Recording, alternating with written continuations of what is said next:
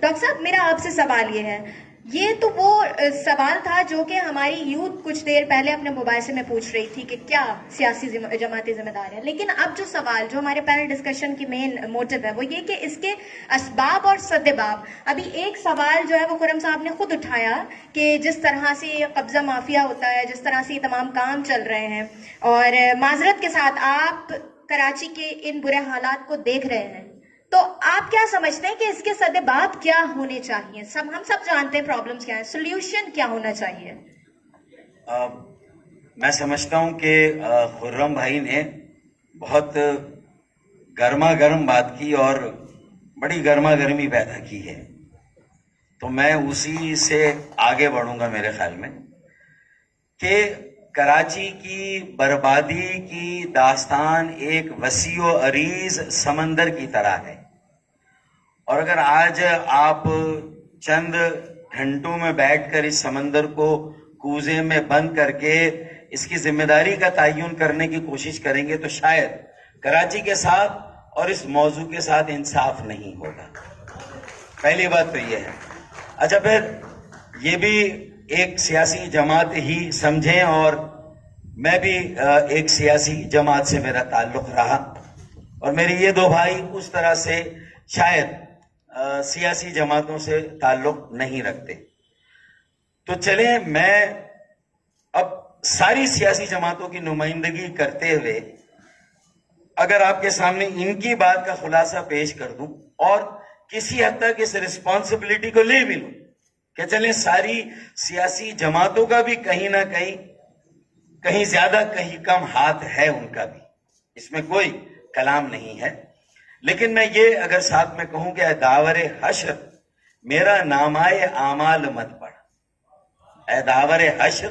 میرا نامۂ اعمال مت پڑھ، اس میں کچھ پردہ نشینوں کے نام بھی آتے ہیں. تو اب آپ کہیں تو پھر میں یہ پردہ ایک ایک کر کے اٹھانا شروع کروں، مطلب ورنہ بہتر یہ ہے کہ یہ سوال کا آج جواب اگر آپ لے کر فیصلہ کر دیں گے تو بہت ساری عدالتوں میں کام رک جائیں گے، جو انہیں کام کرنا ہے وہ فیصلہ. بہت سی سیاسی جماعتوں کو اپنے آئندہ کی پالیسی اقدام اور کراچی کے ساتھ ان کی وابستگی، جو حکمراں ہیں، ارباب اقتدار ہیں، وزیر اعظم ہو، وزیر اعلیٰ ہو یا میئر کراچی ہو، پھر ان کی جو ذمہ داریاں آگے کی ہیں، تو میں یہ سمجھتا ہوں کہ شکوائے یا ظلمت، وہ کیا کہتے ہیں، شکوائے تیرگی شب سے تو کہیں بہتر ہے اپنے حصے کی شمع جلاتے جائیں. تو میرے خیال میں ہم وے فارورڈ کی بات کرتے ہیں کہ اب آگے ہمیں کیا کرنا چاہیے. تو یہ ساری سیاسی جماعتوں پر گھوم پھر کر اگر یہ الزام آتا ہے تو آج ان کے پاس موقع ہے، ایک خلا ہے، ایک ویکیوم ہے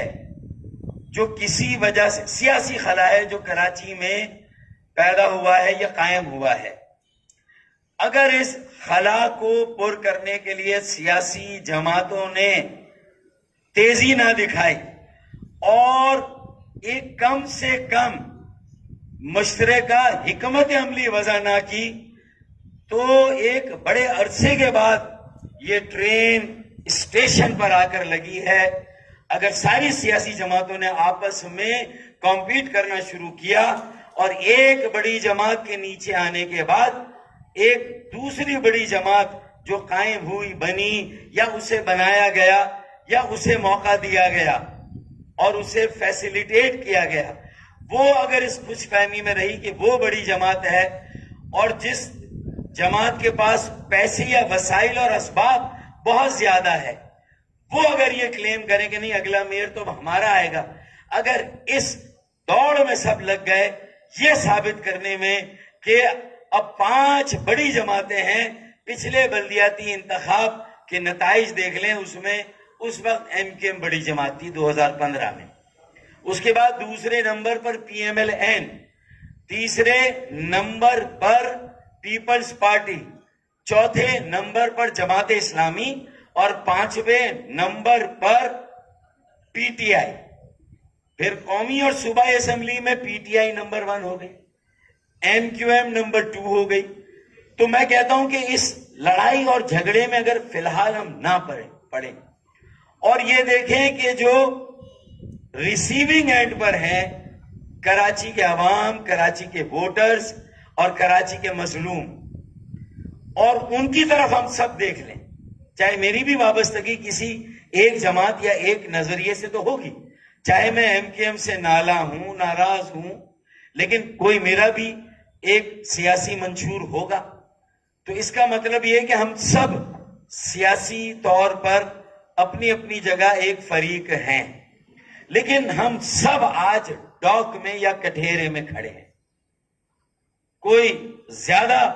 بڑی ذمہ داری والی پوزیشن پر ہے, کوئی کم ذمہ داری والی پوزیشن پر ہے, لیکن آگے پیچھے سب ڈاک میں کھڑے ہیں. تو میں اسی لیے کہتا ہوں کہ آپس میں آپ میئرشپ کے لیے لڑیں, بلدیہ میں اگلے انتخاب کی تیاری کریں اور اس میں زیادہ سے زیادہ بڑی پوزیشن آپ لانے کے لیے تگ و دو کریں, لیکن ایک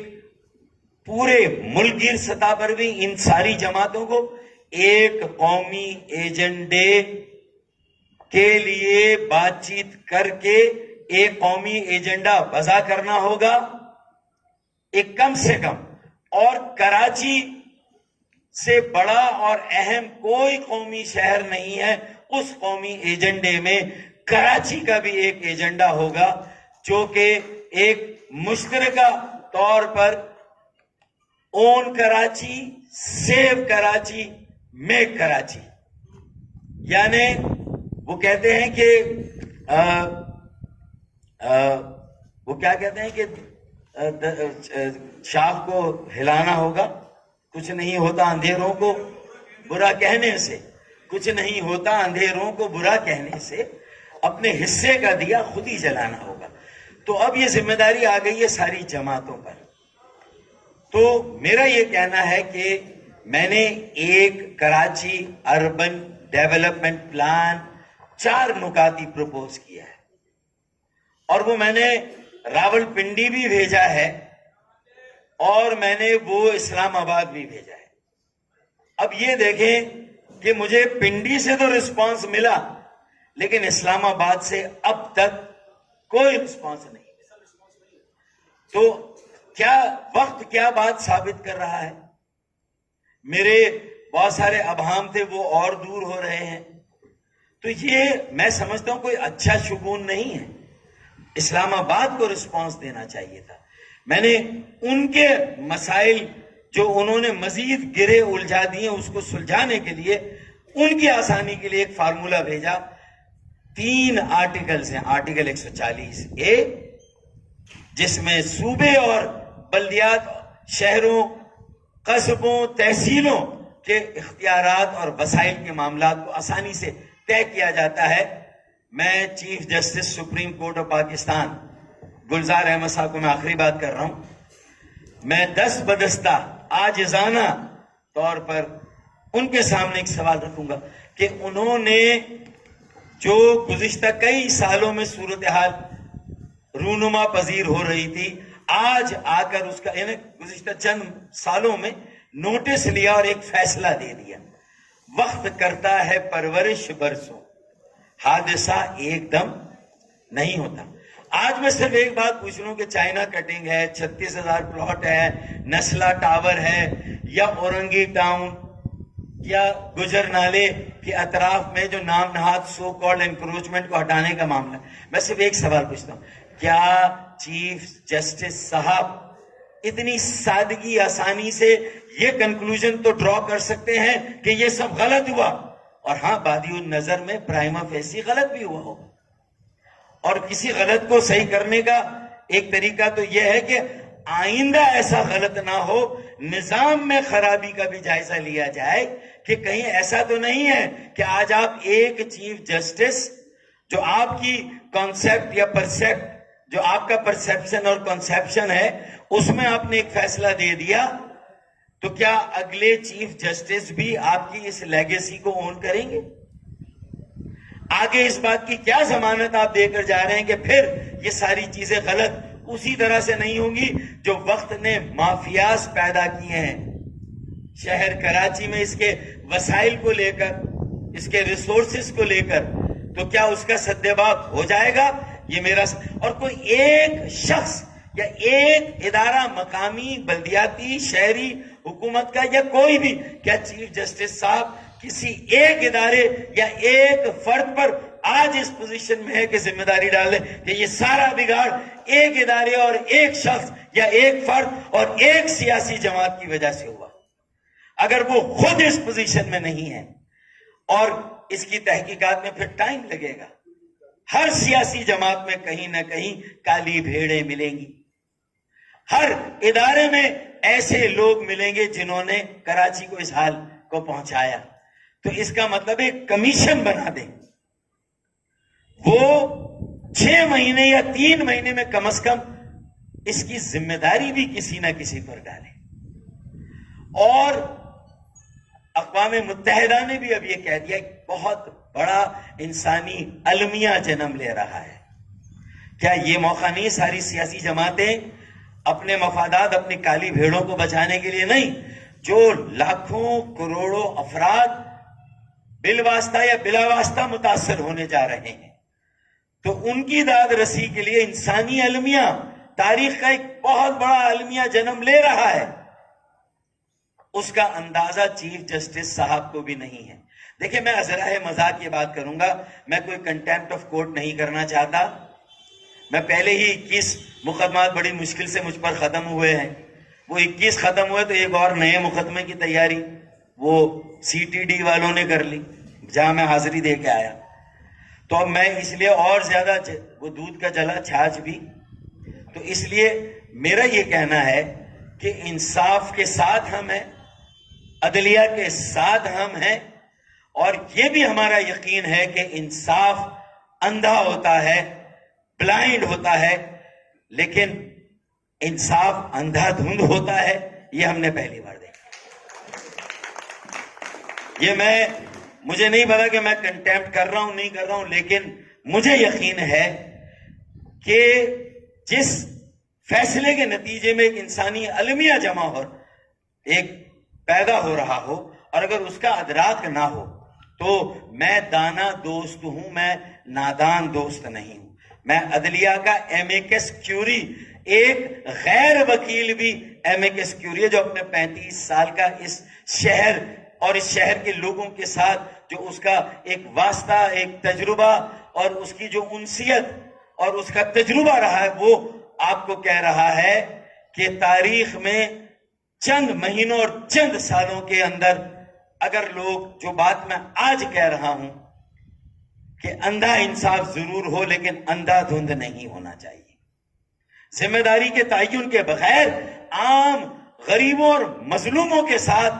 کسی ایسے منصفانہ, میں اس فیصلے کو غیر منصفانہ بھی نہیں کہہ رہا, میں اس فیصلے کو چیلنج بھی نہیں کر رہا, لیکن جن عوامل اور محرکات اور جس پس منظر کو سامنے رکھ کے 35 سال کو اور گزشتہ 15 سال کو خاص طور پر سامنے رکھ کر جو بگاڑ اور خرابی اس شہر میں 35 سالوں میں یا 15 سالوں میں ہوئی, اس کا اگر یہ خلاصہ ہے کہ کسی نے اپنی زندگی کی جمع پونجی خرچ کی, ایک پلاٹ لیا اور اس پہ اپنی پوری زندگی کی جمع پونجی لگا کر گھر بنا لیا, تو آج اس کے گھر کو مسمار کر دیا جائے. میرے خیال میں شاید چیف جسٹس گلزار احمد شیخ صاحب کو بھی اس بات کا اندازہ نہیں ہے کہ ان کی اس فیصلے کے نتیجے میں کتنا بڑا, اور کوئی بھی انصاف جس کے نتیجے میں اتنا بڑا انسانی المیہ جنم لے رہا ہو, چیف جسٹس صاحب بھی انشاءاللہ اس کو ریویو کر کے کہیں گے کہ ہاں, یہ قانون کی جو کتابوں اور اس کی شکیں اور جو موجودہ نظام میں جو قانون کی قواعد اور ضوابط کی خلاف ورزیاں ہوئی ہیں, اس کے مطابق تو جو کچھ ہوا غلط ہوا, لہٰذا اس کا ایک حل یہ ہے کہ ساری چیزیں توڑ دو. لیکن اس کے نتیجے میں جو کچھ ہو رہا, آباد کاری کا کیا ہوگا؟ جو اجڑے اور پھر نہ بسے یہ دل و نرالی بستی ہے, جو اجڑے اور پھر نہ بسے یہ دل و نرالی بستی ہے. بستی بسنا کھیل نہیں ہے, بستے بستے بستی ہے. اب ایسی بستیاں بس گئی ہیں جب تک ان کو متبادل northern bypass, Lyari expressway Musharraf صاحب کے زمانے میں وہاں کی ساری انکروچمنٹ کو ہٹایا گیا، لیکن انہیں کہیں نہ کہیں متبادل دیا گیا، انہیں کیش معاوضہ بھی دیا گیا، اور پھر وہاں آباد کاری ہوئی۔ لوگوں کو اجاڑ کر اگر ہم کوئی فیصلہ کر رہے ہیں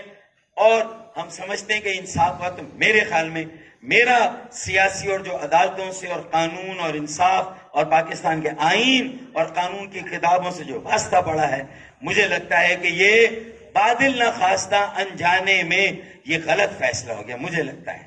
یہ میرا ماننا ہے۔ لہٰذا میں بہت عاجزانہ طور پر مؤدبانہ chief justice supreme court of Pakistan سے اپیل کروں گا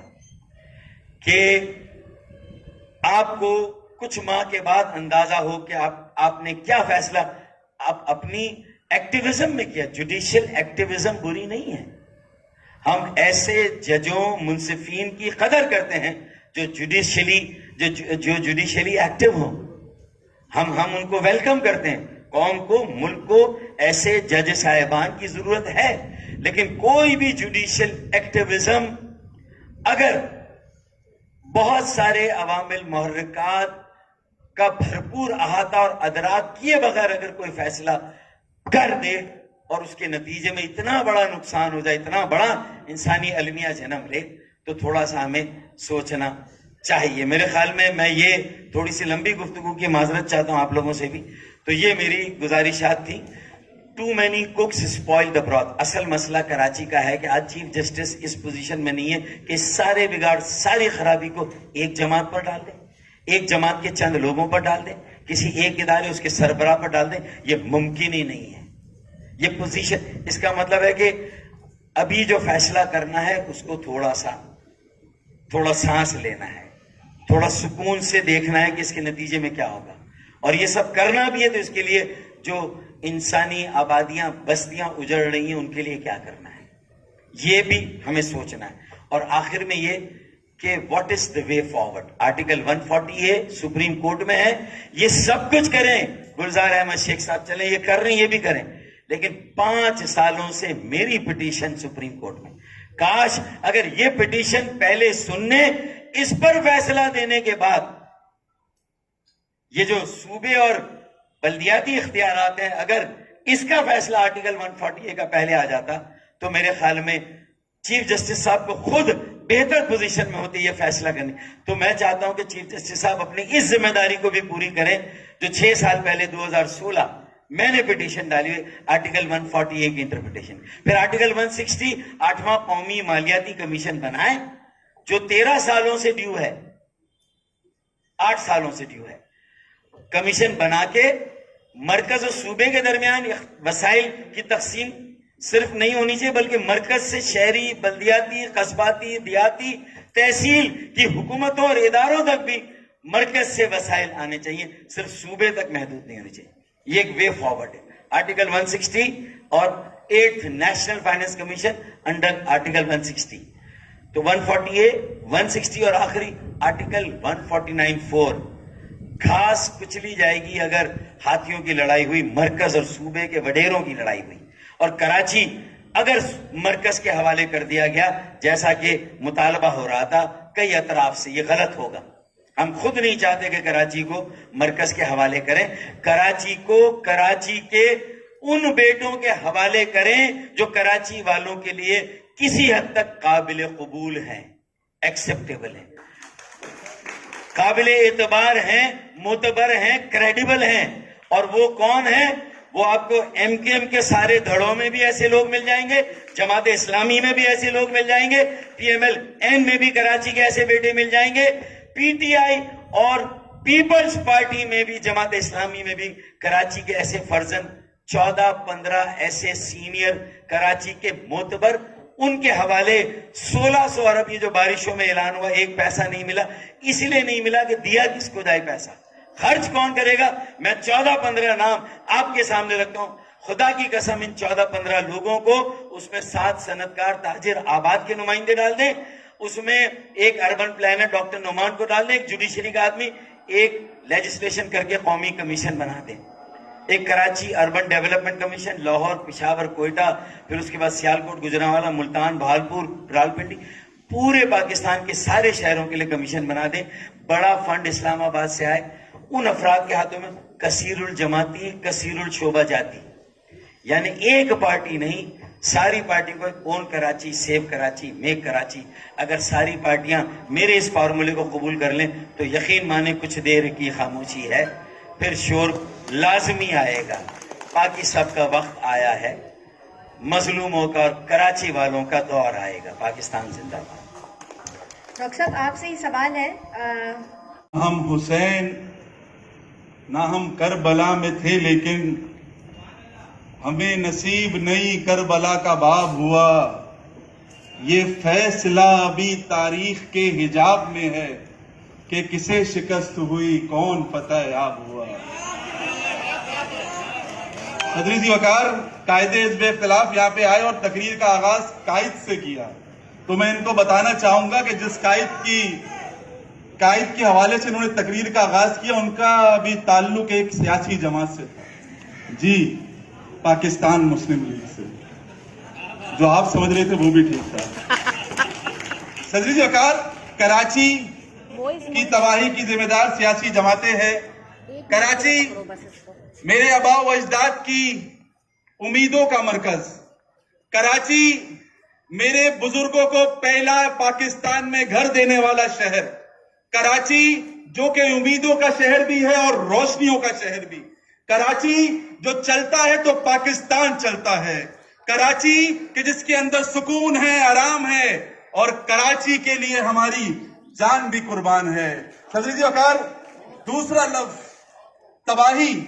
جس سے مراد تتر بتر کرنے کے ہیں، برباد کرنے کے ہیں، تو فیصلہ ہونا چاہیے کہ تباہی کے ذمہ دار کون ہیں. اب بات کرتے ہیں سیاسی جماعتوں کی، تو صدر وقار پاکستان اور کراچی کا ہر ایک بالغ بچہ یہ جانتا ہے کہ جب 12 مئی پہ کسی شہر پر لشکر کشی کرنے کی کوشش کی تو اسی شہر کی سیاسی جماعتیں اپنے شہر کے تحفظ کے لیے سڑکوں پر بھی آئیں اور دشمن کو کرارا جواب دے کر یہ کہا کہ دن شہر رات مضافات میں رہنا، بہتر ہے تمہیں گردش حالات میں رہنا. یہ شہر ہے سمندر کے کنارے آباد، یہاں رہنا تو اپنی اوقات میں رہنا. صدر جی وقار یہی وہی سیاسی جماعتیں تھیں کہ جب 27 دسمبر کو اس شہر کے اندر بسوں کو آگ میں جلایا جا رہا تھا تو اسی سیاسی جماعتوں میں سے کچھ نوجوان اپنی گلیوں اور سڑکوں کو تحفظ دیتے ہوئے نظر آ رہے تھے. صدر وقار یہی سیاسی جماعتیں تھیں کہ جب 1979 میں میسوری نے بنگال کے لیے پہلی ریلی 9 سال بعد پاکستان کے کسی کونے سے ایک ریلی میسوری نے بنگال کے لیے نہیں نکالی گئی، لیکن 1979 میں پہلی ریلی کراچی کے اندر نکلنے کے بعد اور اس سیاسی جماعت کی سرپرستی کے بعد یہ بتاتی ہے کہ ہم تباہی کے نہیں، ہم امن و سکون کے ذمہ دار ہیں، ہم پاکستانیت کے ذمہ دار ہیں، ہم حب الوطنی کے ذمہ دار ہیں. صدر وقار آگے بڑھیں تو صدر وقار مجھے سمجھ نہیں آتا کہ ہر چیز کی ذمہ دار اگر سیاسی جماعتیں ہیں تو ریاست چلانے کے لیے جن 3 اہم چیزوں کی ضرورت ہے، جس میں عدلیہ، لا انفورسمنٹ ایجنسیز اور میڈیا، وہ کیا کر رہے ہیں؟ اگر کوئی آئے شہر میں قبضہ کر دے تو یہ جو SC نمبر کی پلیٹ کی گاڑیاں جن کے پیچھے پولیس چل رہی ہوتی ہے وہ نہیں دیکھتے کہ اتنی بڑی بڑی بلڈنگیں بن رہی ہے اور 30 فٹ کا روڈ کاٹ دیا گیا ہے، لیکن انہیں یہ سب چیزیں تب نظر نہیں آتی جب وہ بن رہا ہوتا ہے. جب مکین اس میں رہنے آ جاتے ہیں تو پھر ہماری عدالت کا بھی قلم چلنے لگ جاتا ہے. جناب اسپیکر، صدر جی وقار اگر شہر کی تباہی کی ذمہ دار سیاسی جماعتیں ہیں تو مجھے بتائیں پاکستان کے آئین میں یہ کہاں لکھا ہے کہ کراچی کی تباہی پاکستان کا مقصد ہے؟ اگر کراچی کی تباہی کے حوالے سے آئین میں کوئی چیز بھی لکھا ہے، اسے کوئی آئینی طریقہ کار سے اگر واضح کر دیا جائے تو پھر اگر اس آئینی ذمہ داری کو پوری کرنے کے لیے کوئی سیاسی جماعت کسی کی بھی مدد کر رہی ہے تو جی ہاں صدر وقار پھر سیاسی جماعتیں ذمہ دار ہو سکتی ہے. لیکن اگر آج کراچی تباہی کے نشانے پر ہے تو یقین رکھیں کہ ان کے پیچھے اداروں کا ہاتھ ہے، اس کے پیچھے ان سادہ لباس اہلکاروں کا ہاتھ ہے، ان کے پیچھے ان میڈیا کے اینکر پرسن کا ہاتھ ہے کہ جو اس شہر کو کھا بھی رہے ہیں. وہ شاعر نے کیا خوب کہا ہے کہ دیمک سے بچاتے رہ گئے ہم گھر اپنا, کرسیوں کے چند کیڑے ملک سارا کھا گئے. صدر وقار, یہ سیاست ہی تھی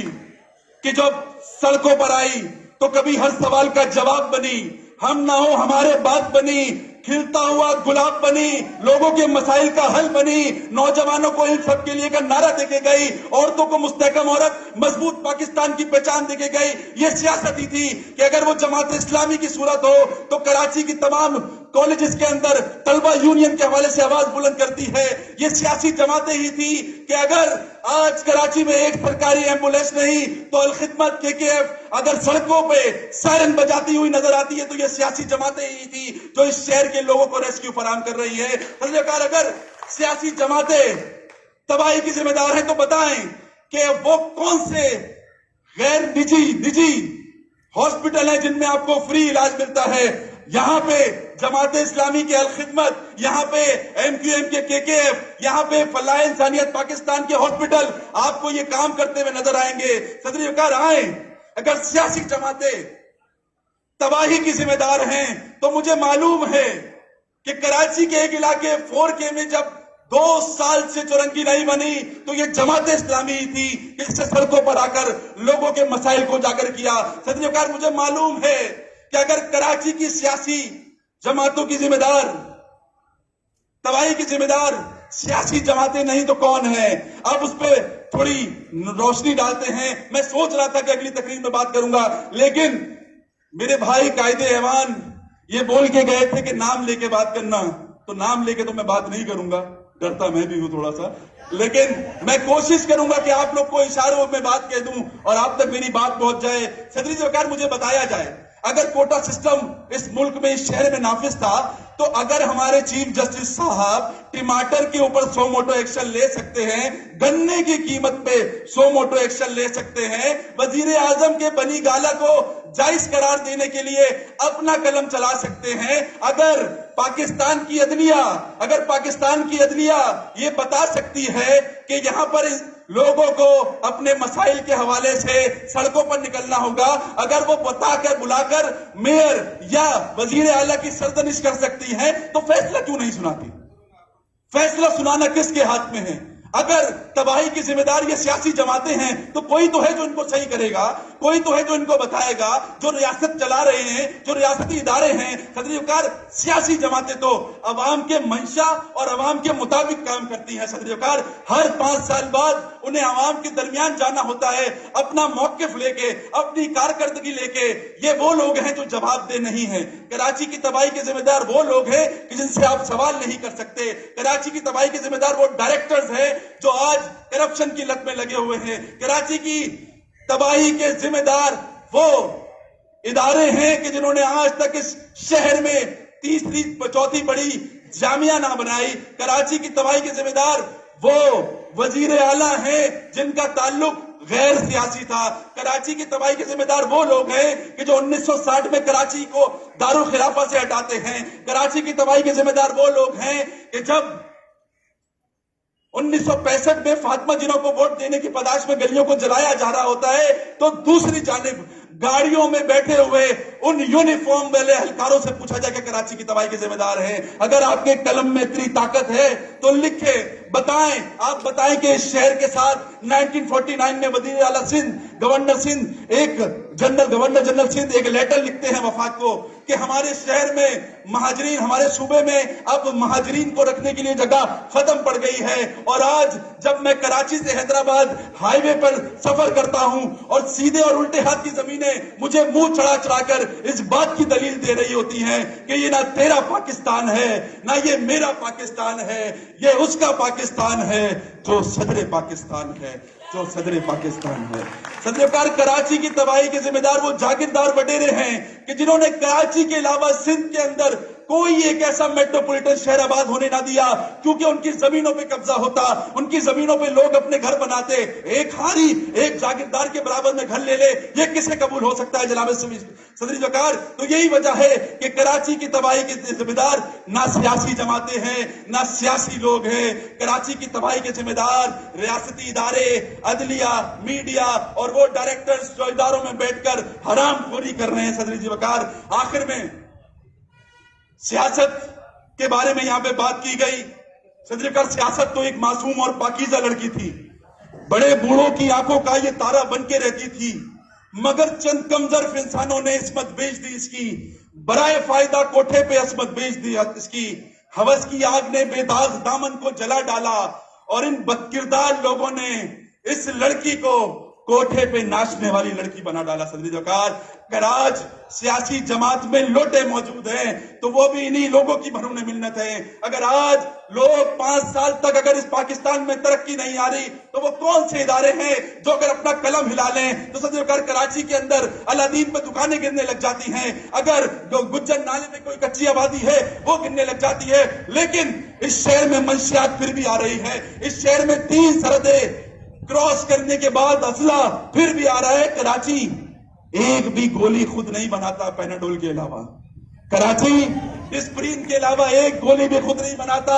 جتنی بھی یہ فولادی گولیاں آپ کے اور میرے سینے میں، ہمارے شہر کے نوجوانوں کے سینے میں چلی ہیں، وہ شہر کی نہیں، باہر دوسرے صوبوں سے آنے والوں کی ہیں. تو سڑک کنارے جو لوگ کھڑے ہیں وہ کیوں کھڑے ہیں؟